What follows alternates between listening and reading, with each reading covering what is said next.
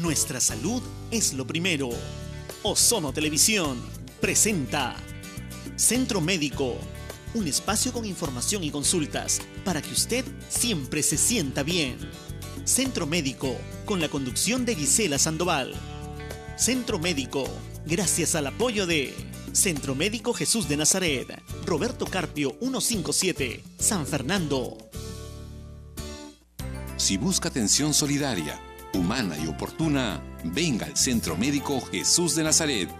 Jesús de Nazaret, un nuevo concepto de servicio médico particular dirigido a personas de bajos recursos económicos, en las especialidades de pediatría, ginecología, obstetricia, odontología, psicología, nutrición y medicina general, y con servicios de laboratorio y farmacia.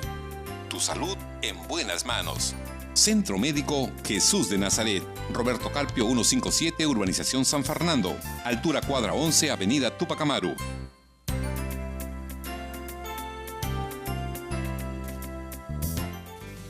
Muy buenos días, ¿cómo están? Gracias por acompañarnos siempre por Ozono Televisión, canal 41. Esto es Centro Médico, estamos en una nueva edición, hoy 17 de septiembre y como ya es costumbre, tenemos temas interesantes sobre los cuales hablar. Por supuesto, su participación siempre es importante y primordial para seguir adelante con el programa, así que recuerde que las líneas siempre van a ser habilitadas el 23 41 41. Hoy vamos a hablar sobre accidentes. ¿A quién alguna vez no ha sucedido, no ha pasado por un incidente, algún accidente de un pequeño? Estos pequeños que son más vulnerables y que de repente están expuestos a sufrir alguna caída o también tener algún tipo de intoxicaciones. Es por eso que hoy vamos a hablar sobre los accidentes más frecuentes en niños, es decir, los primeros auxilios, cómo actuar, qué debe hacer usted cuando el niño, su hijo o sobrino, tiene algún tipo de estos accidentes. Y para desarrollar este tema ya nos acompaña esta mañana el doctor Fernando Gil. Él es pediatra y labora en el Hospital Regional Docente de Trujillo. ¿Cómo está, doctor? Bienvenido a Centro Médico y gracias por acompañarnos. Buenos días, Gisela. Gracias por la invitación. Para colaborar con este tema, realmente nosotros tenemos la oportunidad de trabajar con niños graves y obviamente la prevención es tan importante para evitar, ¿no?, las secuelas, incluso la muerte que puede ocurrir. Así es. Hablemos entonces sobre aquellos accidentes que son más frecuentes en el caso de golpes, caídas, que los niños sufren constantemente, ¿no?, desde muy pequeños. Sí, es importante que todo el público televidente a quien le doy mi salud, de toda la región, conozca muchas cosas que a veces son lamentablemente por la educación no tocadas y que muchas veces, como ya comenté, le cuesta la vida al paciente. Primero, hay que ver cuáles son los accidentes más frecuentes según la edad. Por ejemplo, en los niños, en los bebés, en los primeros meses de vida, la frecuencia es con respecto a las caídas de la cama. Hay niños que se descuidan las madres y se pueden caer de la cama. Y otro es el famoso checking baby, que significa, es una palabra en inglés, es un maltrato que se hace a los niños con respecto a que muchas mamás, por ejemplo, lo cogen al bebé y lo comienzan a hacer el bailar y le hacen un chamusqueo en la cabeza. Entonces, cuando la cabeza está de un lado para otro, realmente genera trauma. Ese trauma puede generar una hemorragia. Entonces, este famoso checking baby es una palabra en inglés a la cual se llama el niño sacudido. Es un tipo de accidente, pero inducido por la madre, la tía o la abuelita, que muchas veces tiene, no, qué bonito el bebé, y le comienza a hacer bailar y a mover la cabeza. Entonces ese vaivén genera un trauma. Y a veces es tan desapercibido que lo hacen frecuentemente. Entonces, a veces cuando no llega a hacer hemorragias, el paciente va a tener una cierta disfunción neurológica que no se va a dar cuenta hasta que está en la etapa escolar. En la etapa escolar van a ver que el niño no rinde bien, que estudia, que no aprueba adecuadamente o que lo jalan, y eso no saben por qué. Entonces, esos cuidados es importante, no estén sacudiendo a los niños, en otras palabras. Sí hay que evitar que los niños se puedan caer tanto de la cama o como de niñitos más que comienzan a comer, de la silla, ¿no? Es la silla que ponen, tal vez son inestables, hay que ver que está estable y se pueden caer. El golpe a menor edad puede ser fatal. Entonces, eso es indispensable de que quien está cuidando al bebé esté perenne con el bebé, porque si no, un pequeño descuido y el bebé está en el suelo.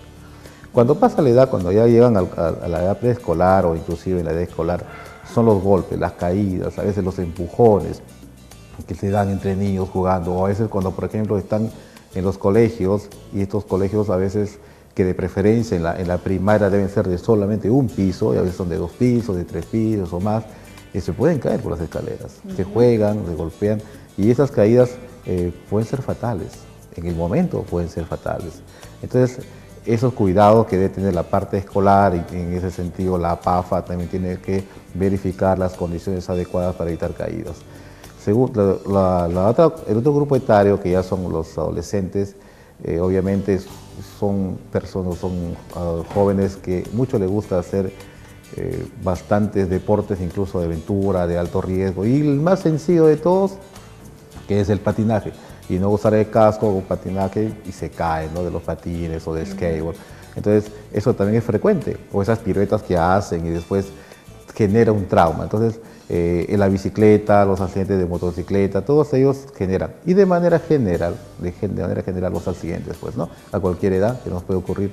Por lo tanto, hay que ver las medidas preventivas que hay que hacer. Si nosotros ya estamos tocando con respecto a los accidentes, es indispensable el cinturón. O sea, pero no solamente el cinturón para aquellos personas que están en los asientos delanteros, sino los posteriores también. Y ya hay cinturón para bebés. Entonces, no olvidemos que hace muchos años hubo un accidente en donde los niños estaban en la etapa posterior y salieron disparados porque no tuvieron cinturón, obviamente, y quienes estuvieron en la etapa anterior, que tuvieron cinturón, sobrevivieron. Entonces, el cinturón es indispensable, y eso es una mala práctica porque solamente creen que el cinturón es para que esté adelante, ¿no? Eso es algo que se debe corregir. He mencionado algo importante y que a mí me causa curiosidad en el caso de los bebés, cuando estos bueno, les demuestran los papás o los abuelos, en este caso, muestran su cariño y les hacen bailar en el aire.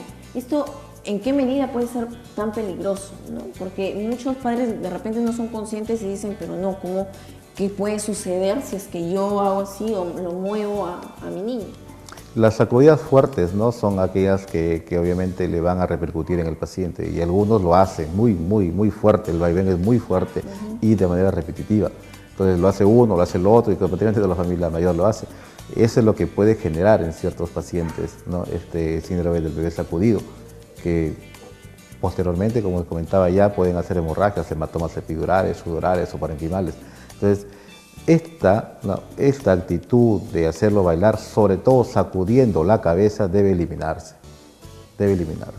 El bebé es un bebé que tiene que estar desarrollando su actividad de lo que él desarrolla, ¿no? O sea, él juega, se interacciona, mira, pero no le puedes estar haciendo cosas forzadas que lo pueden. Otros niños, por ejemplo, los agarran así y le dan vuelta, o otros lo paran de cabeza, pobrecitos, ¿no?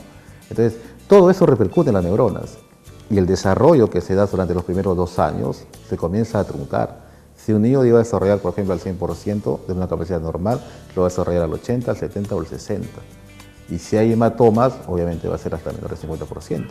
Entonces, cuando nosotros queremos cuidar a nuestra población, hay que cuidarla en base a la alimentación, y dentro de la alimentación el desarrollo neurológico. Entonces, no hagamos cosas que van a alterar el desarrollo neurológico, porque nosotros tenemos que tener una población que sea pensante, que sea muy analítica, y obviamente que eso conlleva en que todo el almacén de conocimiento que tengas en el transcurso de tu vida lo puedas analizar bien, para tomar decisiones buenas, para que obviamente tengamos un país mejor. Pero si tienes un bebé que ya ha sido maltratado, el análisis que va a hacer no va a ser adecuado, incluso la información que pueda tener, o sea, el estudio, no lo va a asimilar todo y tampoco va a analizar bien. Entonces, no olvidemos que los países desarrollados nos ganan, ¿por qué? Por la inteligencia y por las actitudes. Si el Perú tiene un país que es mucho más rico que Estados Unidos es mucho más poderoso, es por la actitud y la inteligencia de sus seres vivientes, de su población. Entonces, un país que no es culto, que no tiene conocimiento, está condenado prácticamente no solamente al subdesarrollo, sino hasta al esclavismo. Entonces, ¿cómo hay que evitar eso a nuestros niños? Evitando ciertas tradiciones que, si no se saben, tratamos de darle conocimiento para que ya no la hagan, y evitar que esto perjudique el desarrollo neurológico de los bebés. Esa es la intención. Ahora, ¿cuál es la consecuencia posterior? La consecuencia posterior es que estos niños tranquilamente pueden llegar a la UCI, la unidad de cuidados intensivos, cuidado obviamente pediátrica, donde se ven niños que tienen serias lesiones neurológicas que le comprometen la vida. Y se da un síndrome que se llama síndrome de hipertensión endocraniana. El cerebro se hincha, y se hincha tanto que se puede enclavar y se muere el paciente. ¿Y esto provocado por qué? Porque por una sacudida muy enérgica, o por una caída de la cama, o por un accidente, o que está en el skateboard y se cayó. Y lo que nosotros mucho vemos, le voy a comentar algunas anécdotas, obviamente como médico de manera general, nunca se va a dar nombres, pero un accidente, por ejemplo, que ocurrió en un lugar cercano a Trujillo, en la cual una niña fue, lamentablemente por una combi, eso sí, la cinta, y cayó en tierra y fue a un hospital, y obviamente la familia se confió y pensó de que no había ningún problema, y luego se fue a casa, y pasado ya 12 horas, estuvo en el hospital que trabajo, en el hospital regional, y al otro día estaba en la UCI. Casi se muere, salvó la vida. Pero se pudo evitar porque cuando tú tienes un accidente, tienes que estar en observación, una caída, un golpe, tienes que estar en observación. Y esto es importante que yo les diga. Bueno, y si se cae mi niño, ¿qué voy a hacer? Claro, entonces, ¿cómo debe reaccionar? ¿Cómo debe reaccionar? Dos cosas. Si el niño está... Si el niño está consciente o está inconsciente. Vamos a hablar primero de lo consciente y luego en el otro bloque hablaremos de lo inconsciente. Si el niño está consciente, o sea, responde, hay que observarlo. ¿Hay que llevarlo al hospital? La respuesta es sí. Y obviamente hay que observarlo por lo menos 12 horas. Siempre pendientes de que los primeros signos que el paciente y síntomas que va a tener es, 1, cefalea, dolor de cabeza. Que muchos bebés va a estar irritable, intranquilo, llorón. ¿No? Va a ser diferente. Si es un bebito, por ejemplo, no va a lactar. Va a ser muy difícil que lacte. Segundo, los vómitos. El paciente va a comenzar a vomitar de la nada, ¿no? Esos son ya signos de hipertensión endocraniana. El paciente vomita, y después ya tenemos que el paciente comienza con la depresión del estado de conciencia, o sea, está somnoliento. En el caso de una caída. De una caída, ¿no? Pero de cualquiera de lo que hemos hablado. O sea, estamos hablando, por ejemplo, es un niño que es una sacudida. Y después lo dejan ahí, lo visto, cuando de repente la mamá quiere darle de lactar y ya no quiere lactar. Y después vomita, ¿no? Y se comienza a llorar, vomita, y la mamá no sabe por qué ha vomitado. Y después comienza a estar somnoliento. Y el otro signo que es convulsión. Entonces, eso es grave. Entonces, doctor, ¿voy a esperar que convulsione al niño para llevarlo al hospital? La respuesta es no. Porque primero, y les vuelvo a repetir, cuando tienes un paciente que se ha caído o que por mala suerte la mamá viene y ve que lo maltratan tanto al niño, es indispensable llevarlo al hospital. Y ahí se va a hacer la observación. Si por algún motivo están en casa y no han sabido, hay que ver cuáles son los síntomas y signos que se presentan como inicio de un problema de hipertensión endocraniana o de hemorragia. 1, el paciente está irritable, ¿no? Está inquieto y llorón, no lacta. Segundo, el paciente está con vómitos de la nada. Ahí ya debemos llevar al hospital. Si es que no se ha llevado, porque debe llevarse. Se empeora el paciente y está somnoliento, ¿no? Y luego convulsiona. O paralelamente. Estamos hablando de una gran gravedad. Pero lo más importante es que evitar que se golpee, evitar que lo sacude. Y si eso ha pasado, por favor, llévenlo al hospital. A pesar que en el hospital, por ciertas deficiencias que existen en el sistema, que no, pero están los mejores médicos. Entonces hay que tener un poco de paciencia. Yo sé que es incómodo porque trabajo allá, pero ahí uno observa a su paciente. Ahora, estos signos y síntomas pueden realmente aparecer en las primeras 12 horas, pero hay que esperar por lo menos 72 horas para ver que ya está libre de todo. Entonces la observación es muy importante. Y algo muy elemental que las madres saben, mi bebé ya no lacta bien. Y si ya no lacta bien y antes de la caída lactaba bien, significa que hay un daño neurológico, o sea, daño en las neuronas del cerebro.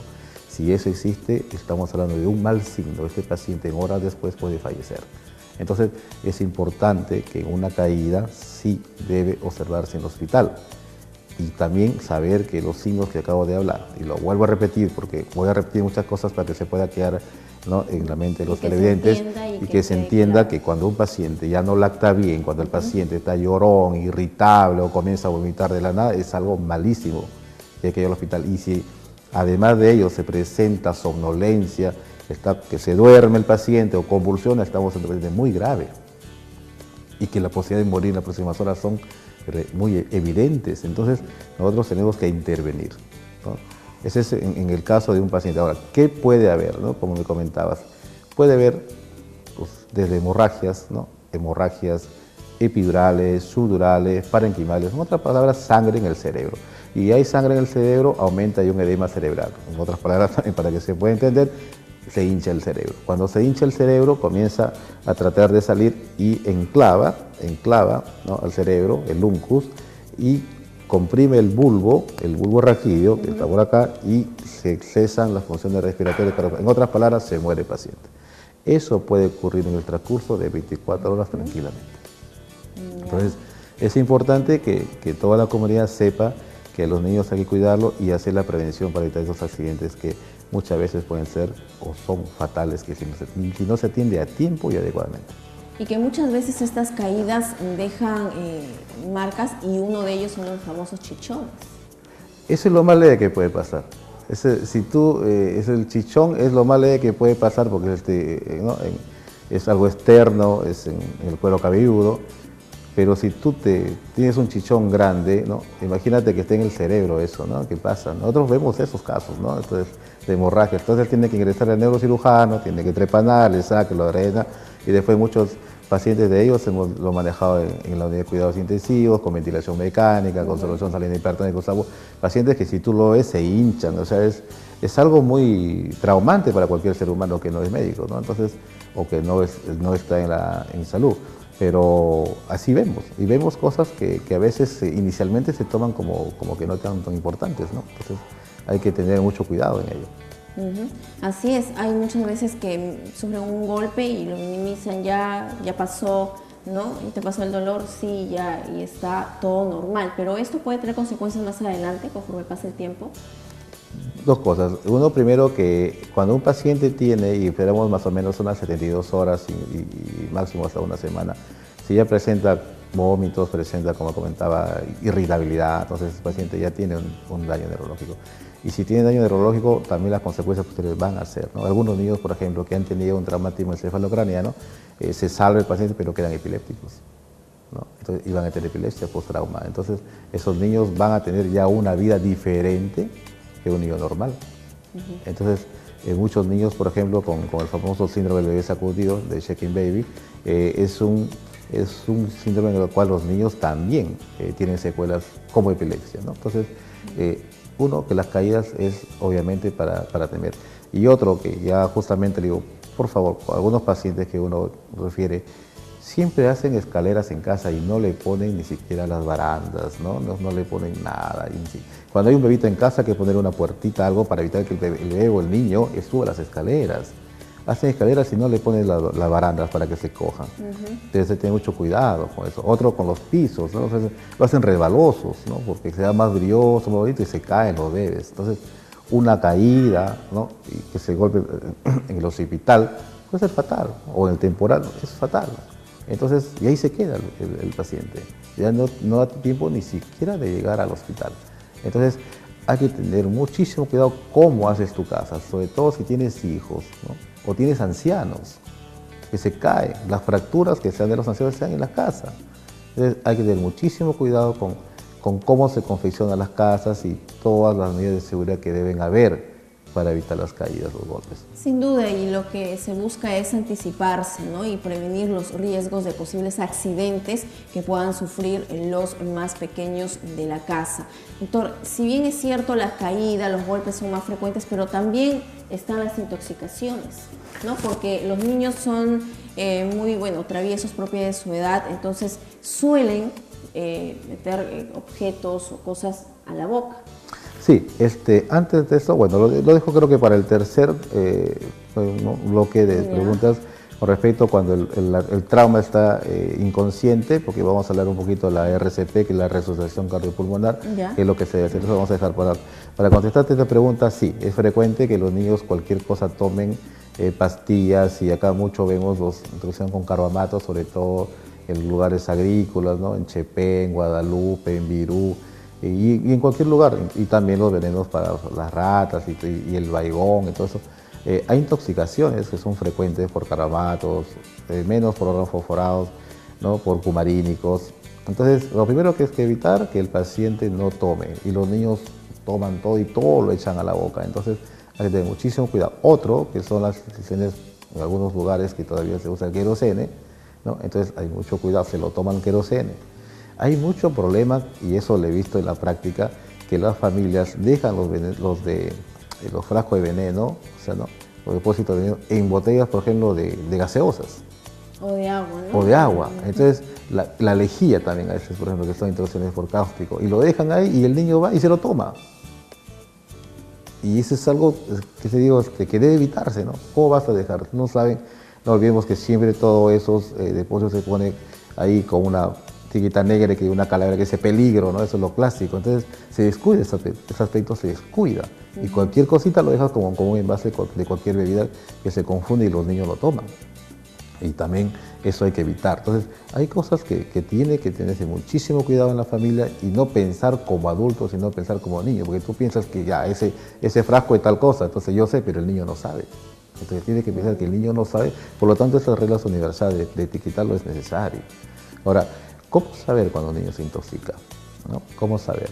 Va a depender, por ejemplo, si el niño es una intoxicación por carbamatos, o es una intoxicación por hidrocarburos, el querosene, o es intoxicación por pastillas como el paracetamol, que es el más frecuente, o por otros medicamentos. Entonces, esos síntomas van a ser diferentes. No sé si podemos o va a haber un corte. No, sí, entonces continúe ya. Y luego, por ejemplo, lo clásico, y a veces uno sin querer ofender a nadie, puede hacer la comparación, y lo hace la comparación porque realmente es algo evidente. Cuando tú ves un niño que ha tomado carbamato, entonces el paciente va a comenzar con mucha salivación. Es la primera señal. Exacto, entonces está un poco irritable, ¿no? Está irritable y comienza con mucha salivación y comienza con una ronquera, ¿no?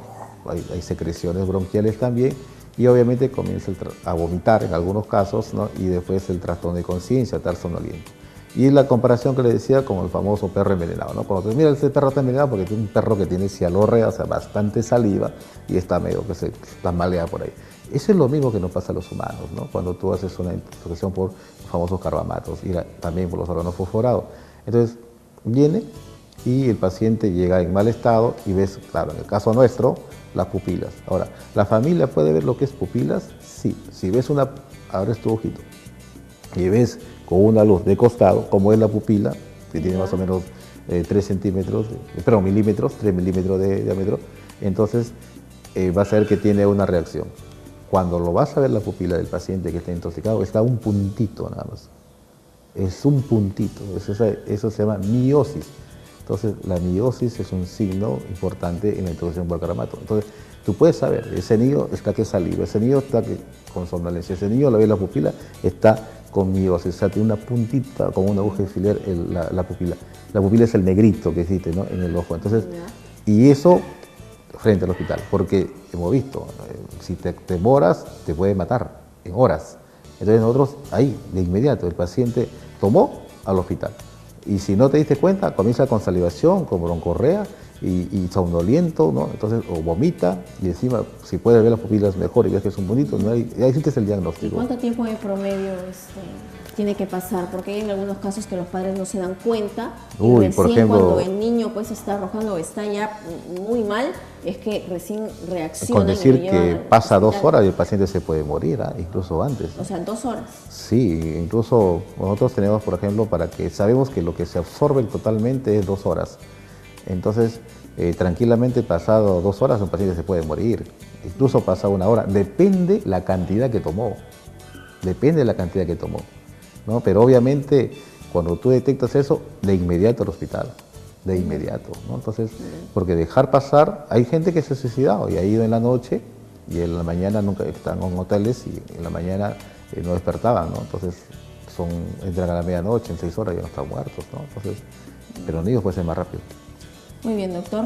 Vamos a continuar hablando. Hay todavía varios accidentes que son muy frecuentes en los niños, así que si usted quiere hacer alguna consulta puede comunicarse al 23 41 41, la línea está habilitada, y también para que ustedes puedan llevarse estas vacunas contra la gripe H1N1 que estamos regalando gracias a la coordinación de Ozono Televisión con Centro Médico Jesús de Nazaret. Ya lo saben, esta mañana vamos a seguir regalando estas vacunas que serán suministradas el próximo 24 de septiembre a las 11 de la mañana en Centro Médico Jesús de Nazaret. Así que ya lo sabe, comuníquese al 23 41 41. De momento vamos a una breve pausa y volvemos con más aquí en Centro Médico.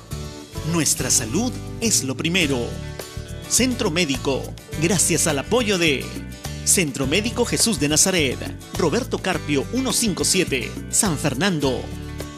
Si busca atención solidaria, humana y oportuna, venga al Centro Médico Jesús de Nazaret. Jesús de Nazaret, un nuevo concepto de servicio médico particular dirigido a personas de bajos recursos económicos, en las especialidades de pediatría, ginecología, obstetricia, odontología, psicología, nutrición y medicina general, y con servicios de laboratorio y farmacia. Tu salud en buenas manos. Centro Médico Jesús de Nazaret, Roberto Carpio 157, Urbanización San Fernando, altura cuadra 11, Avenida Tupac Amaru.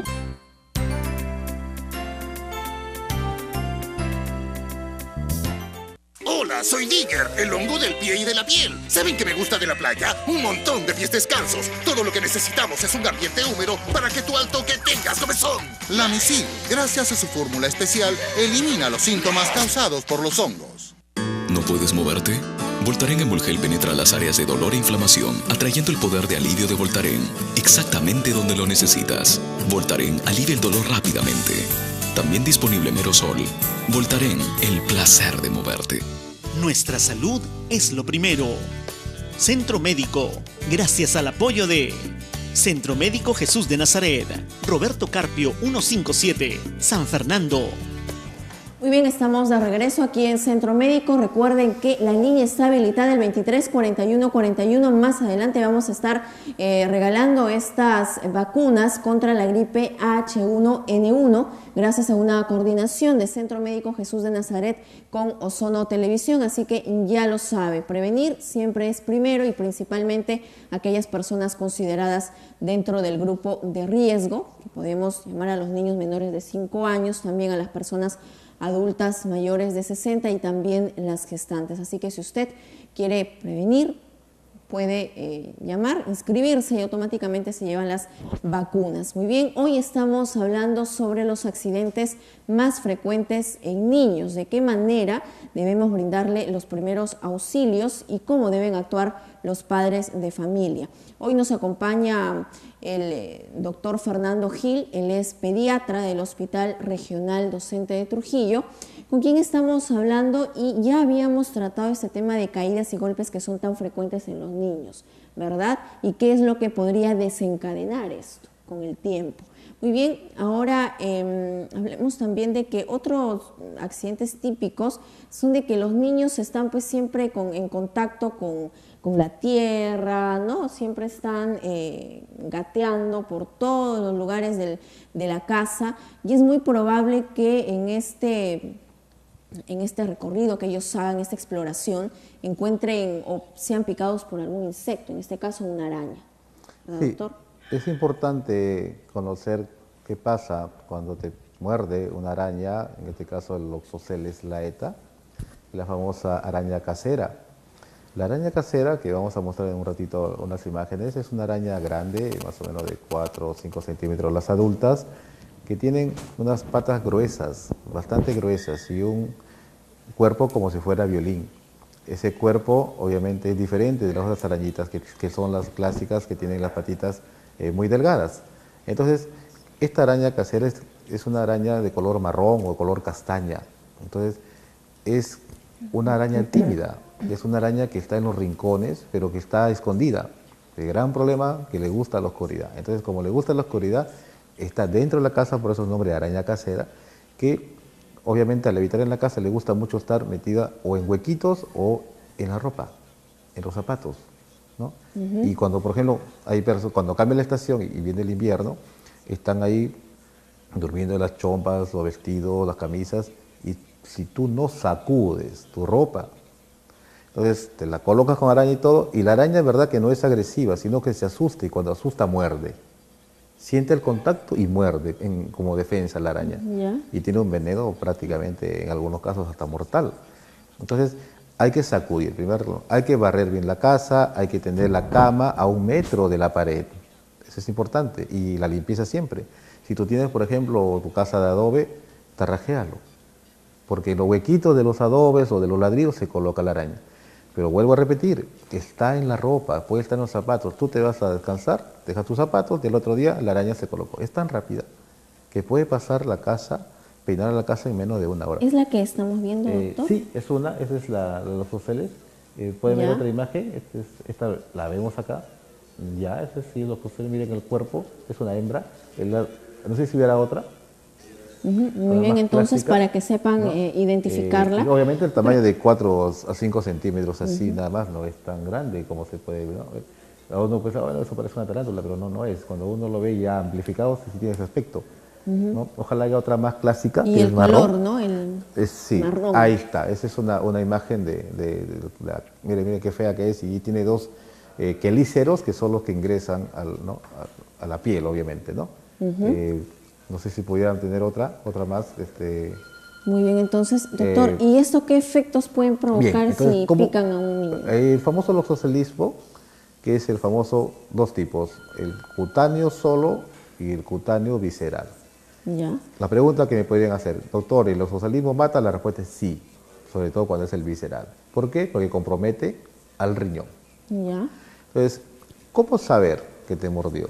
Primero que el dolor es fuerte, y si estás durmiendo y no te das cuenta, va a comenzar lo que se llama la placa libedoide. Es un ensanchamiento acá, ¿no? Es una plaquita, ¿no? Tratamos de explicar en términos que la población puede entender, ¿no? Entonces, es hiperurítica que da un color rojito, ¿no?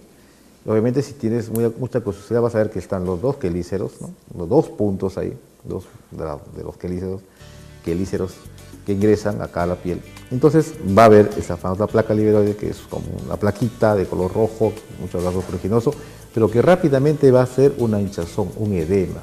Se va a hinchar. En 6 horas el paciente ya tiene un edema tremendo, ¿no? Y va a estar con color morado, que nosotros llamamos los equimosis. Las equimosis, para que la gente entienda, se pone la piel morada, hinchado y morado. Eso empiezan, en 6 horas ya está bien establecida.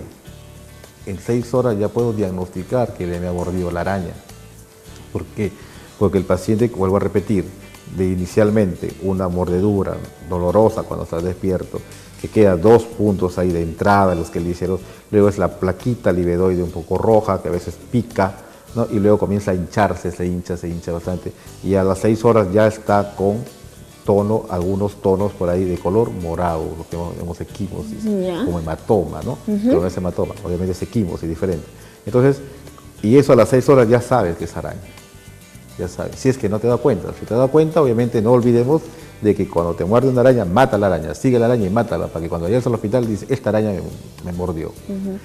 Y obviamente, a las 6 horas ya comienza el compromiso renal, y eso es lo más difícil de todo, porque en algunos casos no se hincha, solamente quedan los 2 puntos de ingreso de los quelíceros, y a partir de las 6 horas comienza a orinar como Coca-Cola. Significa que el riñón se afectó, y tanto se puede afectar el riñón que el paciente se puede morir, y solamente una hemodiálisis, que son varias hemodiálisis que le puede salvar la vida.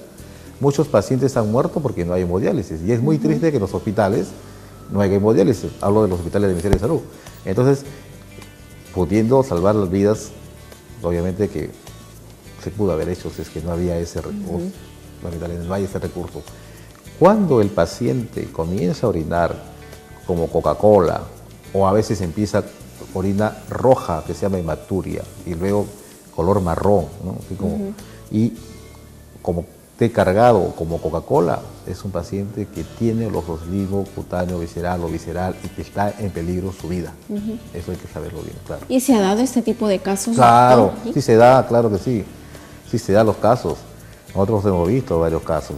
Entonces, y muchas veces una niña se salvó con las hemodiálisis, que menos mal a través del sí se gestionó por ahí y le hicieron de manera particular, pero si no, no estuviera viva, ¿no? Entonces, pero obviamente sí se dan los casos. El aloxoceles prácticamente está en todas las casas en Trujillo.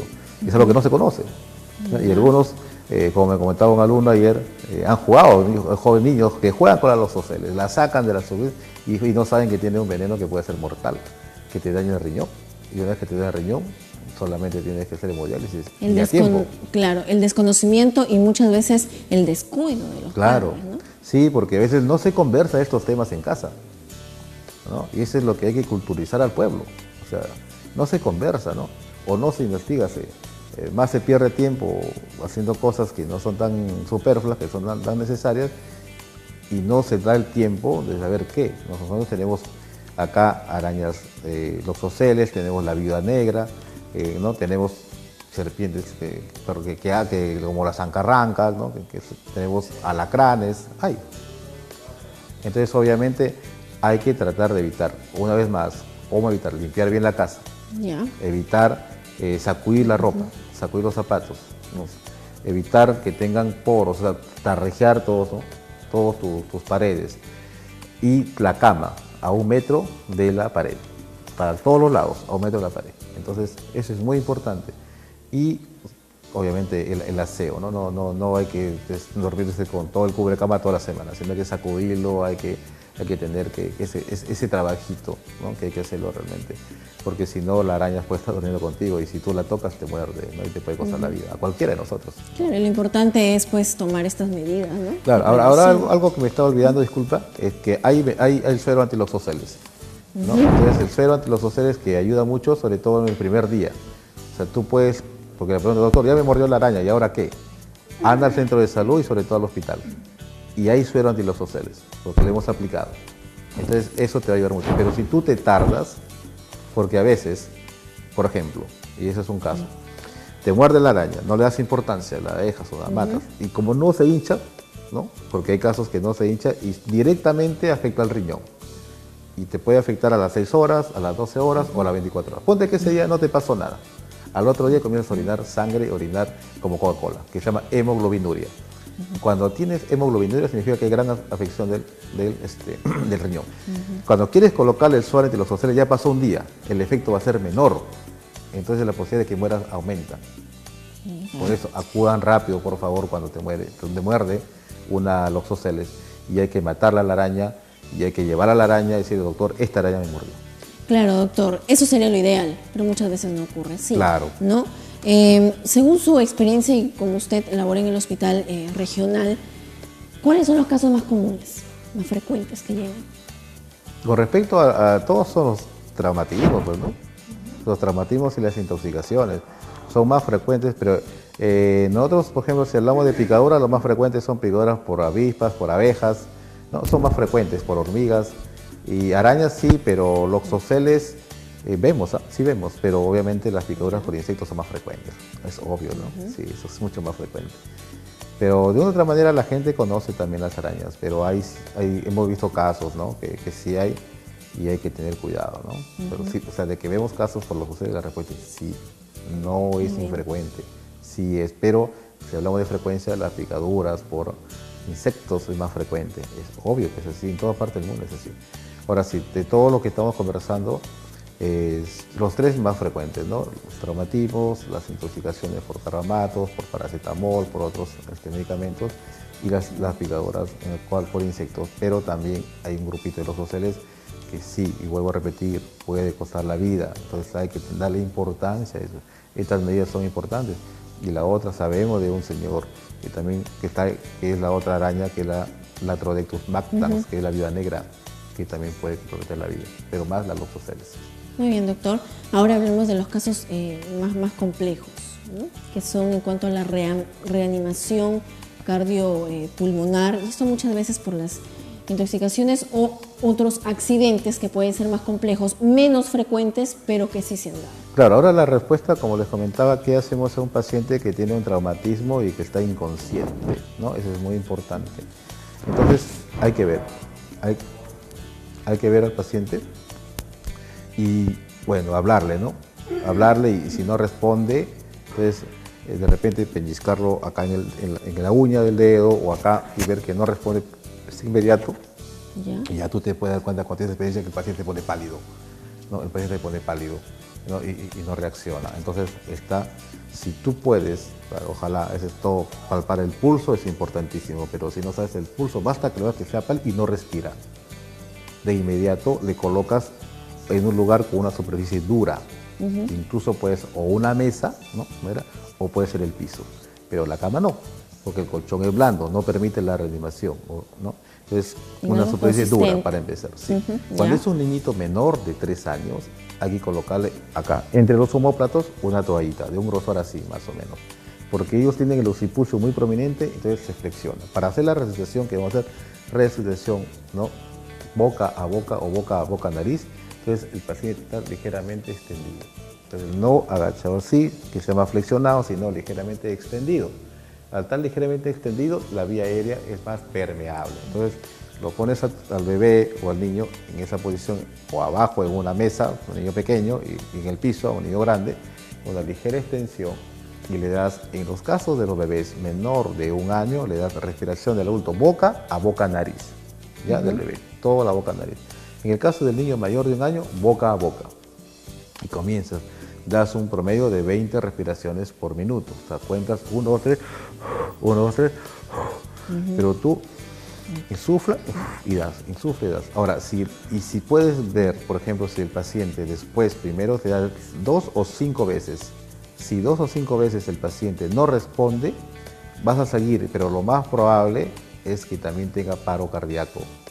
Entonces das el famoso masaje cardíaco, que lamentablemente por motivos de premura nosotros no hemos traído algo didáctico, pero es un bebé en el cual tú alrededor de las tetillas, ¿no? Vas a poner tus manos y vas a presionar, ¿no? Vas a hacer más o menos una depresión de la mitad del tórax. Entonces, eso haces, si estás solo en casa, 30 compresiones y 2 ventilaciones, 30 compresiones y 2 ventilaciones, ¿no? Entonces, hasta que obviamente otra persona ha llamado, ¿no? Acá supuestamente pues debe ser la ambulancia, pero no hay esa viabilidad, llamas a un taxi. Cuando llames a un taxi, por favor que sea station wagon. ¿Por qué? O una camioneta que tenga atrás, porque tú vas a seguir la reanimación en el taxi. No es que a veces te comete el error de decir, mira, el niño está mal, está pálido, no respira, y lo agarras al niño y lo llevas de frente al hospital. Esos 5, 10, 15 minutos que llevan son fatales.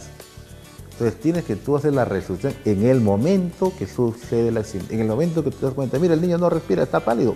Entonces haces eso y comienza la respiración y te das cuenta si puedes tocar el pulso que no. Y en 5 ventilaciones el niño debe responder.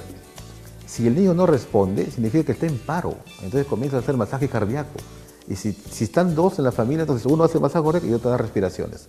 ¿Sí? Uno hace 15 compresiones cuando son 2 y el otro hace 2 ventilaciones. Pero si estás solito o solita, tú haces 30 compresiones, 30, y después vas a 2, 32, hasta que llega, ¿no? Llega, por ejemplo, el taxi, ¿no? Y pasas ahí, lo pasas. Cuando tú lo pases, ten mucho cuidado, sobre todo los traumatismos con la columna, ¿no? Porque algunos lo pasan acá y la cabeza cuelga, ahí se fractura, ¿no? Se luxa, y sobre todo hay una sección de la médula y el paciente queda parapléjico.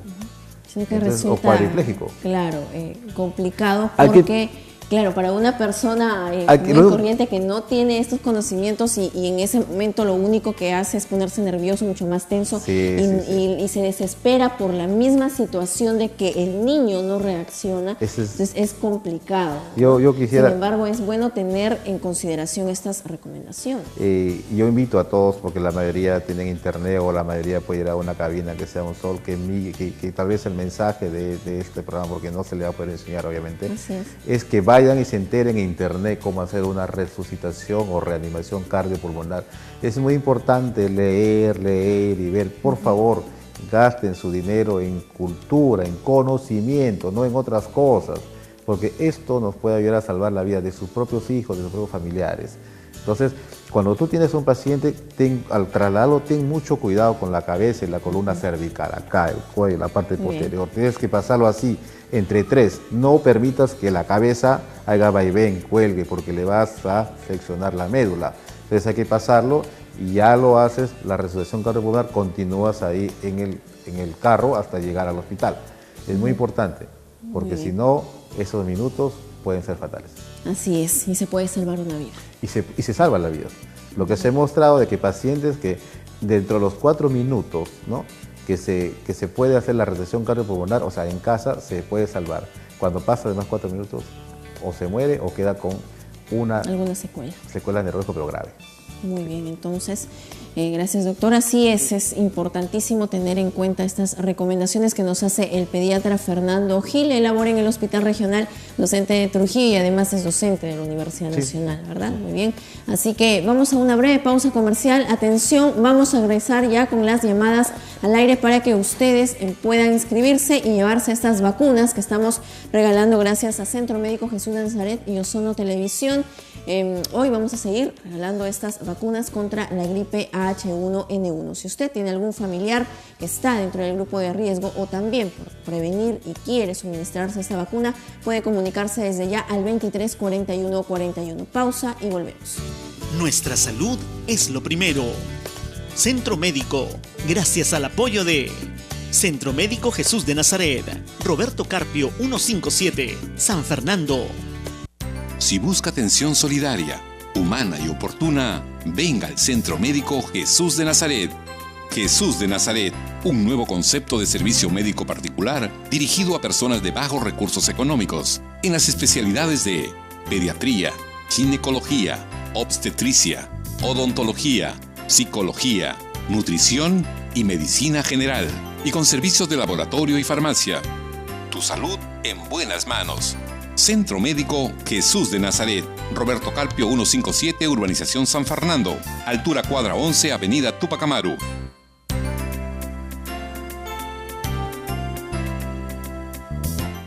Hola, soy Digger, el hongo del pie y de la piel. ¿Saben qué me gusta de la playa? Un montón de pies descalzos. Todo lo que necesitamos es un ambiente húmedo para que tu altoque tengas comezón.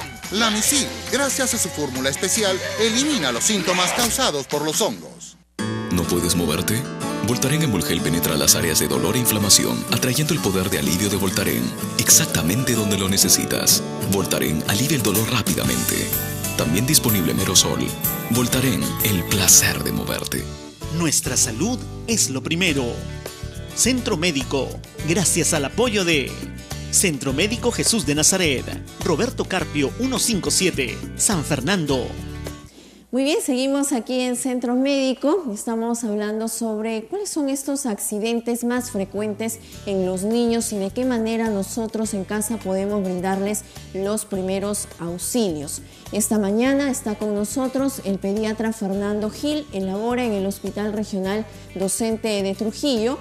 Y nos está desarrollando este tema muy importante, por cierto, y que recuerden que en estos momentos ustedes pueden comunicarse al 23 41 41, que ya se están inscribiendo para poder llevarse estas vacunas que serán suministradas el día 24 de septiembre a partir de las 11 de la mañana en Centro Médico Jesús de Nazaret. Así que ya lo sabe, puede comunicarse, la línea está habilitada el 23 41 41. Deja los datos tanto de usted como de a la persona a quien se le va a suministrar la vacuna. Así que ya lo sabe. Muy bien. Entonces vamos a continuar, doctor. Otro de los accidentes frecuentes son los atragantamientos, ¿verdad? Y antes que vayamos con este tema, informa que tenemos una llamada. Aló, buenos días. Buenos días. Buenos días, señora. Señorita, quisiera que por favor podría hacer una llamada, una consultita al doctor. Muy bien, por favor, lo escuchamos. Mire, yo soy una abuela preocupada porque mi nuera tiene un niño de 15 años. Ella se le apareció la alergia, rinitis alérgica cuando dio a luz.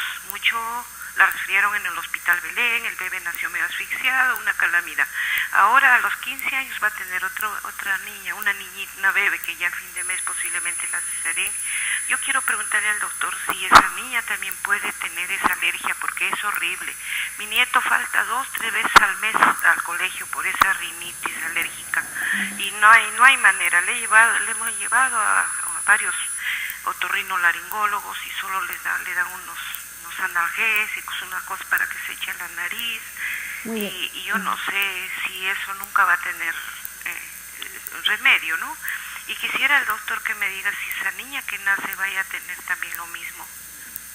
A ver, si me ayudan al interno, por favor, porque no tenemos retorno. Sí, no tenemos retorno. El doctor no ha escuchado muy bien la consulta de la televidente. No sé si ella todavía está en línea para que nos repita la pregunta, por favor. La pregunta es, si es que la niña que va a nacer también va a heredar la rinitis alérgica que tiene la madre y el hermanito. Muy bien, entonces. Es un tema de alergias. Gracias. No necesariamente, pero sí hay una fuerte predisposición genética de padres alérgicas o padres alérgicas, y también los niños pueden tener alergia, pero no necesariamente, si la madre tiene rinitis alérgica, no necesariamente la niña va a tener rinitis alérgica. Eso no es, pero sí hay una fuerte tendencia genética, eso sí, pero no al 100%. Igual en otras enfermedades alérgicas. Entonces, yo creo que no hay por qué preocuparse y hay que simplemente tratar de ver, porque la rinitis alérgica mayormente se va a hacer al año de edad.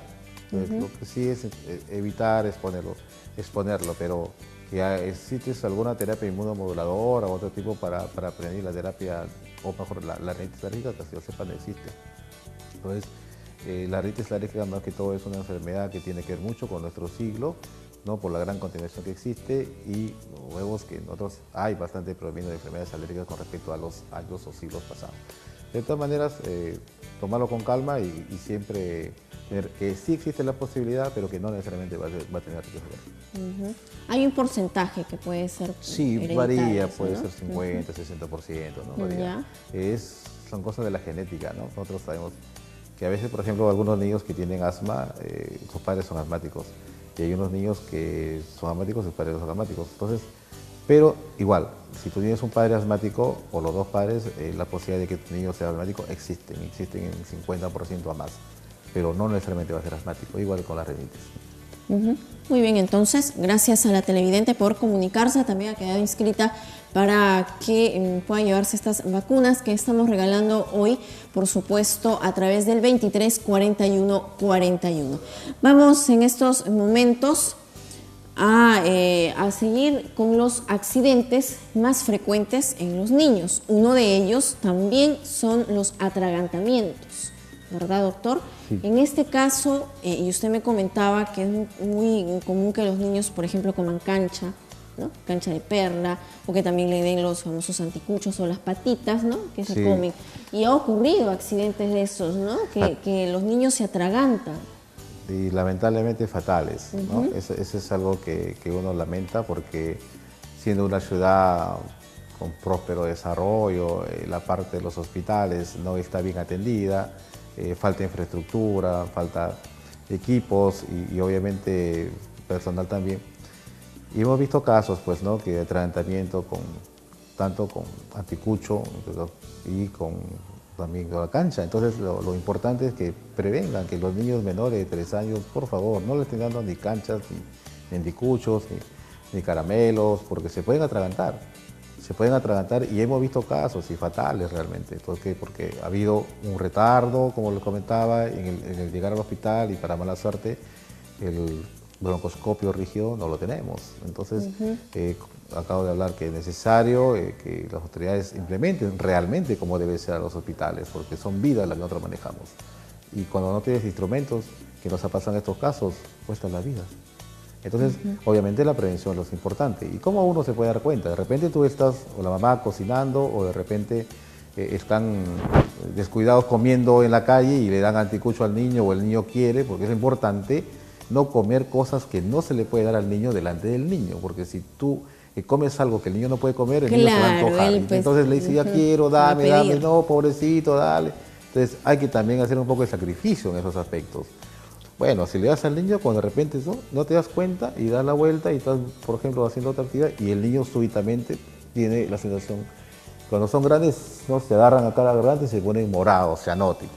Los otros niños se quedan así pálidos, ¿no? Y dejan de respirar. Entonces, ¿qué hacer en ese momento? ¿Qué hacer? Ese es lo más clásico. A veces cuando están jugando con la bolita se atragantan, ¿no? Pasan y ese es el atragantamiento. Entonces, lo importante es actuar ahí. Si el niño es menor de 1 año, es un bebito, y por ejemplo le has dado, por decir, es un niño de 9 meses, y con una papa frita o con un pedazo de papa frita se puede atorar, por eso que no darle alimentos de adultos en menores de 1 año. No dale, por favor, porque con cosas pequeñas se pueden atragantar. Si ellos son sus papillas y todo lo que los pediatras recomiendan. Entonces, si vemos un niño que está acá, esta es la cabeza, ¿no? Y estos son los pies, entonces primero voltearlo así, los pies más adelante acá, ¿no? Y la cabeza para acá. Y entre los omóplatos, ¿no? Así, con la palma, o esta palma, hacer 5 palmadas. 2, 3, 4, 5 y ver que bote. Si no bota, le volteas al niño, siempre y cuando el niño esté consciente, despierto. Y acá en el pecho. Entre los dos omóplatos. Sí, primero. Y luego adelante 5, ¿no? 5 y después 5. Volteas hasta que bota. Ya. ¿No? Y si el niño está o es mayorcito, mayor de 1 año, entonces haces la famosa maniobra de Heimlich. ¿Qué existe? La maniobra de Heimlich, tú paras al niño y tu rodilla lo introduces, disculpa que me va a parar de repente, entre el niño.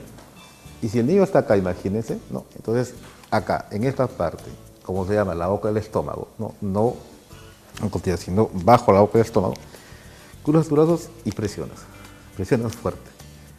5 veces, sigues presionando, va a botar. Eso es para cualquier persona de 1 año hasta ancianos. Entonces presiona fuerte, ¿no? Y lo va a botar. Entonces si no lo bota, sigue, mientras llamas un taxi para ir, ¿no? Y ahí hay que seguir con esa maniobra. Entonces lo van a botar. No tengan miedo de fracturar, y prefiero hasta que el peor caso fracturar algo, que lo va a corregir antes que pierda la vida en ese momento. Entonces con esta maniobra de Heimlich, que putas así, el niño adelante, ¿no? Y tu pierna entre las piernas, el niño va a estar parado, entonces así, y vuelvo a repetir así, el niño va a expulsar. ¿Y qué pasa si el niño de repente come, se pone, que se desploma, ¿no? Y al final el niño está inconsciente, lo que acaba de RCP. ¿Qué significa eso? Resucitación cardiopulmonar. El niño menor de 1 año, respiración, ¿no? Boca a boca, nariz. Y el niño mayor de 1 año, boca a boca. Y luego, si en 5 bocanadas te das o 5 ventilaciones no responde, entonces comienzas con la reanimación cardiopulmonar, o sea, el masaje cardíaco en este caso.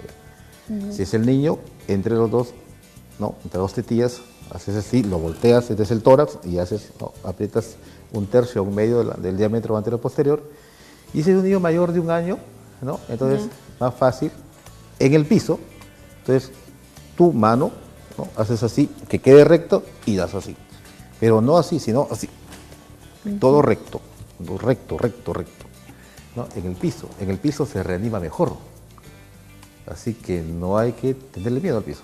Entonces, y si es un niñito, por ejemplo, que es pequeñito, que va a estar como los occipucios, ¿no? Menor de 3 años, muy grande, saca tu camisa, saca tu polo y ponle como almohadita para que pueda respirar bien.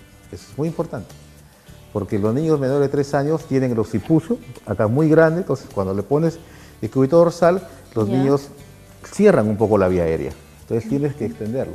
Le pones una almohadita, tu camisa, tu polo, algo, y levanta los omóplatos, entonces presionas y ahí es mejor. Porque esa ventilación le va a salvar la vida. Y como bien dijiste, hay que ponerse bastante tranquilos, porque si uno pierde los papeles, cuesta la vida. Y eso es algo que siempre hay que estar, una vez más, internet, para que cada vez que se quede más y que hay que saber qué hacer. Porque el atragantamiento también nos puede pasar a cualquiera, los parrillados, anticuchos. Hay gente adulta que ha fallecido por eso. Entonces, o lo clásico, ¿no? Que están comiendo algo y quieren hablar, o alguien les interrumpe y a veces lo fastidia, le mete un palmazo y se atraganta. ¿Y ahora qué hago? Maniobra de Heimlich, ¿no? Muy importante. Entonces, eso es algo que quisiera que tengan, ¿no? La maniobra de Heimlich salva muchas vidas y no olvidemos que es bordearlo, ¿no? Al abdomen, en la parte superior, bajo, ¿no? Acá en los apéndices sifoides, mejor dicho, boca, estómago, para que sea mejor, presionar con fuerza. ¿Ya? Muy bien, doctor. Gracias por todas estas recomendaciones. Algo que quiera acotar a los televidentes, algo que deben tener muy en cuenta los padres de familia para ante cualquier tipo de este accidente que pueda ocurrir con su niño. La prevención es muy importante, ¿no? El prevención y segundo, el conocimiento que obviamente tienen que tener por internet, solicitar realmente que haya campaña de prevención para que se pueda, la parte médica, la parte de enfermeras, la prevención de estos accidentes, porque obviamente se trata de lo más apreciado por los padres, que es la vida de los hijos, y obviamente también la propia vida de las personas. Entonces, no olvidemos a todos los televidentes que la salud es muy importante, que la educación es muy importante, Por lo tanto, nosotros tenemos que, como dije, no solamente invertir dinero, sino tiempo y esfuerzo para conocer más sobre esos temas. Yo agradezco, ¿no?, a Ozono, te agradezco a ti, Gisela, por la entrevista, porque uno puede dar algunos conocimientos, alcances, para que la población esté más informada y bueno, cuando quieran uno puede volver para los temas que sean pertinentes con la finalidad de que la población tenga este conocimiento y obviamente pueda prevenir y en el peor de los casos